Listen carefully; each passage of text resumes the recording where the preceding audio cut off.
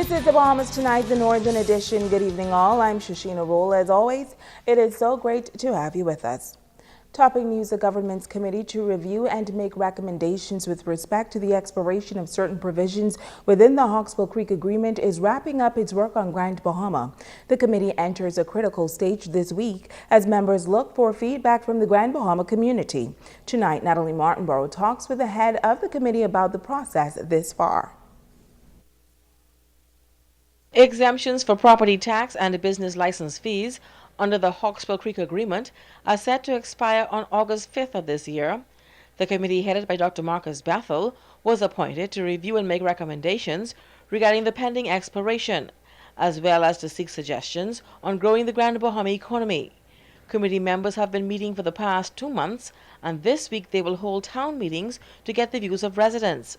The first meeting will be held tonight at the Foster B. Bastina Center. This will mark the end of the consultative process as we are expected to submit a report to the Prime Minister and the government in about 2 weeks' time. So we want the public to take advantage of this opportunity to have their views aired and noted for inclusion in any recommendations that may come forward to the committee. Dr. Bethel says so far stakeholders from various sectors have met with the committee to get their input, from former parliamentarians to current parliamentarians, port officials, union leaders, local government leaders, attorneys, and many others. We have had many invitees who attended.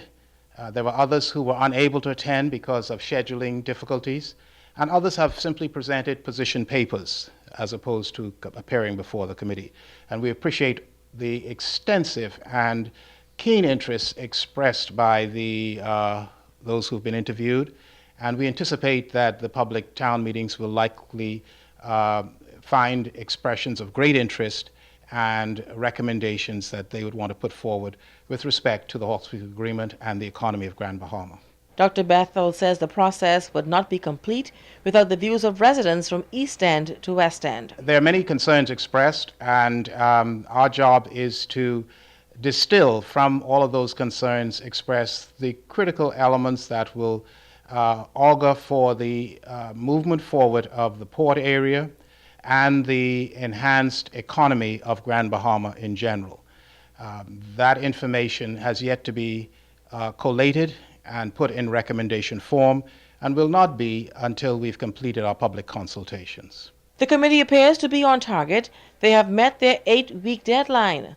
According to the committee chairman, the final report will be compiled and handed over to the Prime Minister within the next 2 weeks. This will, of course, afford the government the opportunity to deliberate on the recommendations in good time prior to the proposed expiration date. Natalie Martinborough, ZNS Network News. Well, the committee will take the consultative process to 8 Mile Rock tomorrow night, where a meeting will be held at the St. Stephen's Parish Hall. On Wednesday night, a meeting is planned for the High Rock Primary School in East End. Then on Thursday night, committee members will meet with residents of West End at the St. Mary Magdalene Parish Hall in West End. Executives of the Grand Bahama Port Authority Limited have set out to attract further investment and expand the industry through technology clusters. Team GBPA will participate at the Information Technology Conference in Orlando, Florida this week. Island Outsourcers, a major Caribbean call center that moved its business to Grand Bahama less than 18 months ago, will accompany the team and join them in touting the benefits of Freeport for technology and communication-based industries. Now, according to industry experts, although the call center industry is fairly new to the Caribbean region, it is a high-growth business sector generating in excess of $2 billion annually within the region. And according to Senior Business Development Manager Derek Newbold, he says significant time, effort, and resources have been expended thus far, and they are pleased to see how the industry is growing here in Freeport. Meantime, changes being made in the judicial system here on Grand Bahama, as this island now has a new acting justice of the Supreme Court. Petra Hannah Weeks was sworn in as acting justice of the Supreme Court on Friday by Her Excellency Dame Marguerite Pindling, Governor General at Government House in New Providence. This morning, the Minister for Grand Bahama, Dr. Michael Darwell, welcomed acting Justice Petra Hannah Weeks as she officially assumed her new position at the Garnet Lavarity Justice Center. She joins Justice Estelle Gray Evans, and they are the two sitting justices on the bench here in Freeport. Now, you may recall that Senior Justice Hartman Longley, who spent the past several years on the bench in Freeport, was recently elevated to the post of Chief Justice of the Bahamas. And police on Grand Bahama investigating a stabbing incident that has left a man in hospital and a juvenile now in police custody. Reports say on Friday, officers of the 8 Mile Rock Division were called to an area in Seagrape, 8 Mile Rock, where they met a man suffering from stab wounds about the body. Reports are that the victim was involved in an altercation with a female when a 17-year-old male who is a relative of that female stabbed him about the body. EMS personnel were called to the scene, and the victim was transported to the Rand Memorial Hospital, where he is listed as serious. A short time later, the 17-year-old juvenile of Seagrape, 8 Mile Rock, accompanied a relative, and he turned himself into police at the 8 Mile Rock station. He is presently assisting police with their investigation into this matter. And in other news, the Bahamas Union of Teachers multi-million-dollar multi-purpose building is near completion on Grand Bahama. Tonight, Sabrina Brown talks with an executive of the union about the way forward. The Bahamas Union of Teachers should have a permanent home on Grand Bahama before the end of summer. The $3 million multi-purpose building under construction in Pioneers Loop was scheduled to be completed in 2013, but according to Area Vice President Quintin LaRoda, there were some challenges. We have some issues with the parking lot that's being resolved as we speak, and so I anticipate that within 6 weeks or so we should be completed. The BUT is the only major union on the island that doesn't have its own building, which LaRoda says was years in the making. We're pretty excited about it, and we are eagerly anticipating its opening. It's been a long time in coming. The resolution to build that building is probably about 10 years old, but when the resolution was moved to have that done, and so we're on the way, and we're almost there, and we're pretty pleased.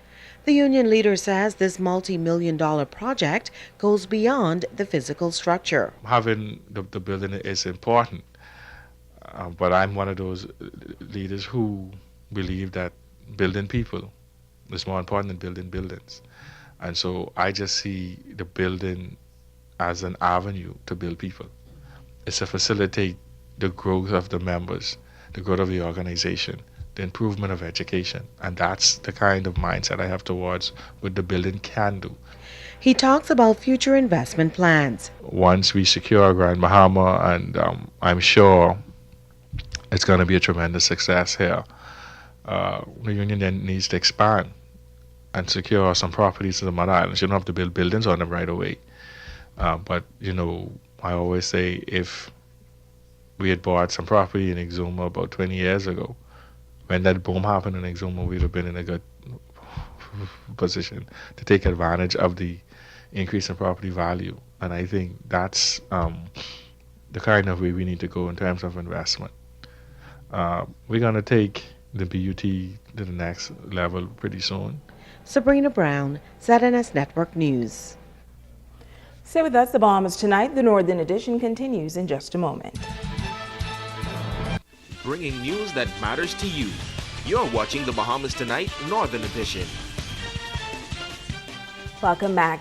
The Grand Bahama Health Services nursing staff joining nurses around the world in observing International Nurses Month. The theme for the month is Nurses, a Force for Change, Care Effective, Cost Effective. This morning, the managing director of the Public Hospitals Authority commended those who continue to give service in that noble profession.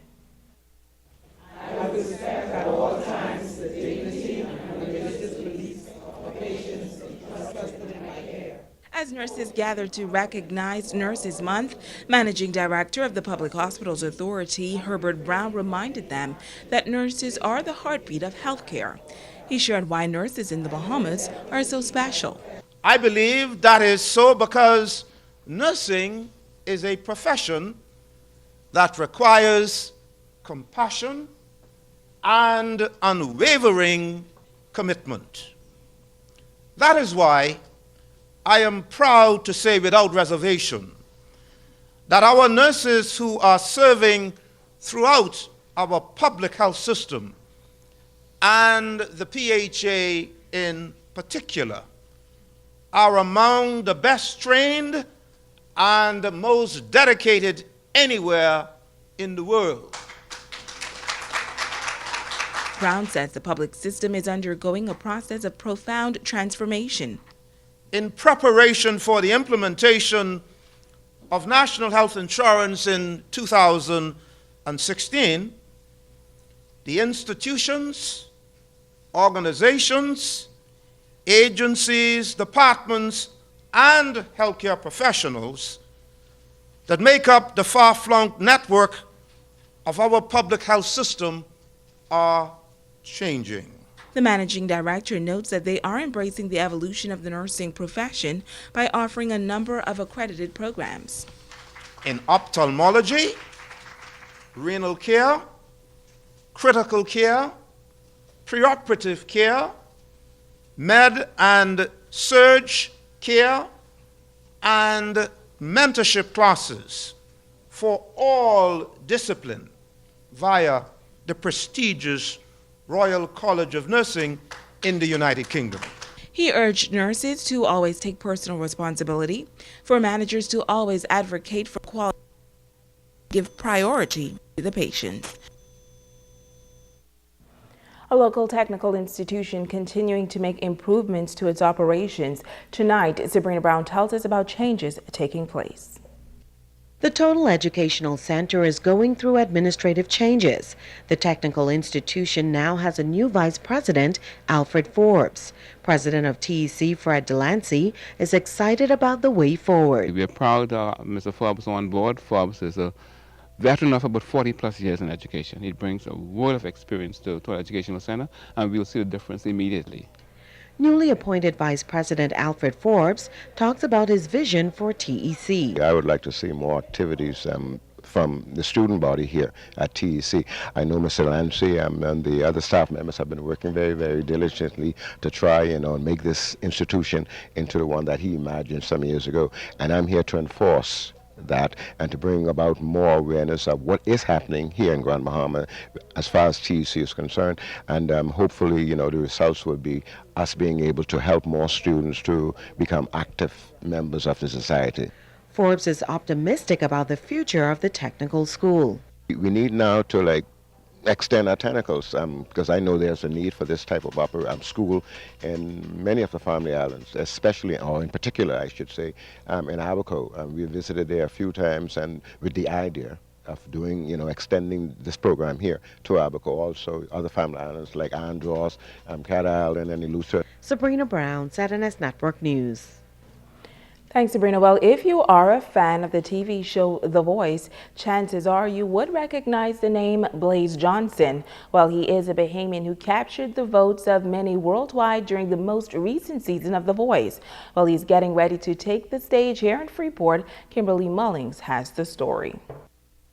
What can make me whole again?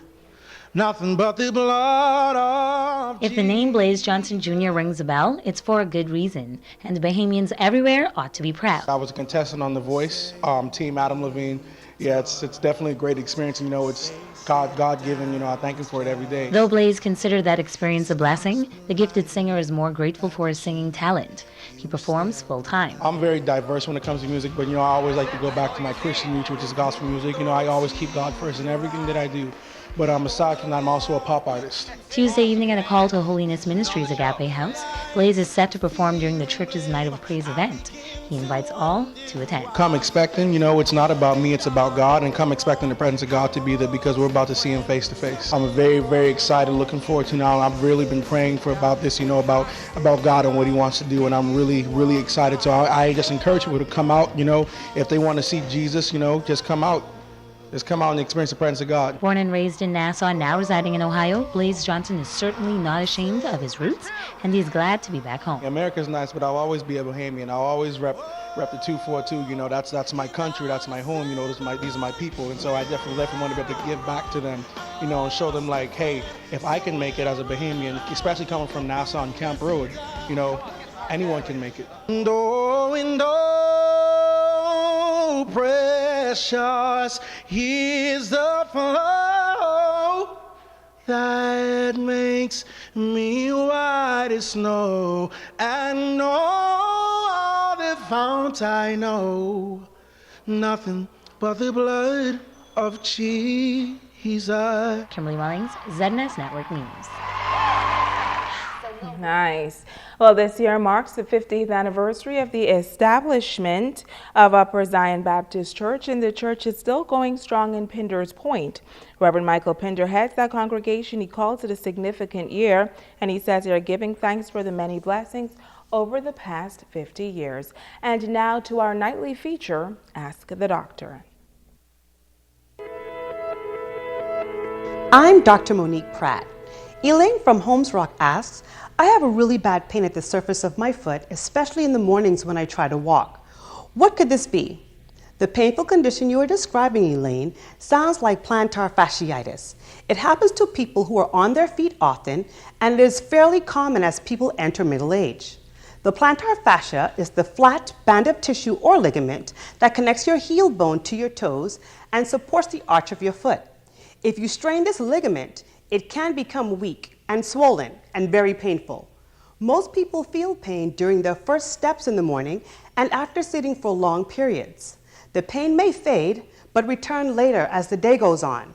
You are at risk if your feet roll inward too much when you walk, if you have high arches or flat feet, if you walk, stand, or run for long periods of time, especially on hard surfaces, if you're overweight, or if you wear shoes that don't fit well or worn out. If you or someone you know is having severe foot pain, then please see your doctor or local podiatrist as soon as possible. Do you have a question or just concerned about your health? Please post it at PHA Bahamas on Facebook, email askthedrbahamas@gmail.com, or call me at 439-4471. I'm Dr. Monique Pratt, and this has been Ask the Doctor. Stay with us. Ricardo Lightborn has a check on sports when we return.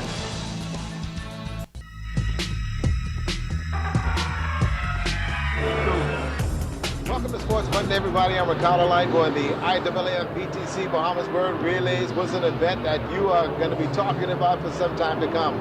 Get this, folks, capacity crowd, north side, west side, east side, you name it, they are all here. We saw Team Bahamas go to the track. We saw some mishaps on day one, but the bottom line is that our kids came out here and performed exceptionally well. What was also very interesting is the high school segment, giving our kids a chance to get on the big stage, and that's exactly what they did here at the stadium. If you are thinking about things as far as the track and field season, much will happen. They're going to be going to the World Championship and then look at 2016, the Olympic Games. But this one, in the Bahamas, they're looking to come back in 2017, and all the highlights here on this particular night is something to marvel at. The Big Daddy Moore Fishing Tournament in Grand Key was awesome this year. No worries held their own. Vince Pozak said it was some good fishing in Grand Key. We had a great day out there. We qualified. DJ took us around, ran a good boat.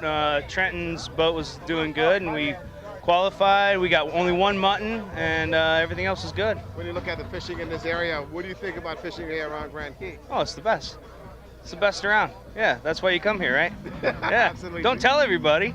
Team Little Daddy was the underdog of this year's tournament, but you tried telling that to these young anglers. The Little Daddy crew did well, and this is the entire Little Daddy crew. And this gentleman here, Monty, drove a boat today better than I see some 50-year-olds drive a boat. Not bad. Monty, how does it feel to be out there fishing today? Very good. And you had a great time? Yeah. Okay. What's your name? Morley. And what did you do on the boat today? I reeled in all the fish. I caught every single one of them, obviously. Given the amount of fish caught, Grand Key is the jewel of the Northern Bahamas. The Cat 2 Fatter was out to win the title, and they had the fish to show for it. Great day, calm seas. We got all categories. It was a terrific time.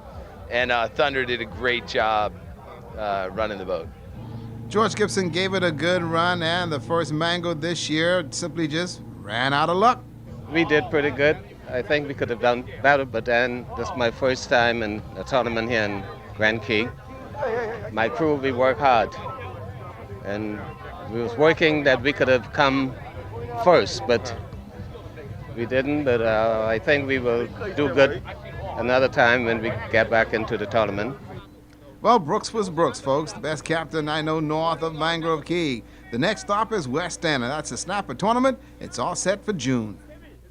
The World Rallies has been a wonderful event, and like they say, Baja amazing it has been for the folks that came in from abroad and the residents here that really enjoyed 2 spectacular days of track and field. I'm looking forward to 2017, but for the fans and the kids who performed in here, they'd like to see it in 16, but that's the way it goes. That's a look at your sports on a Monday.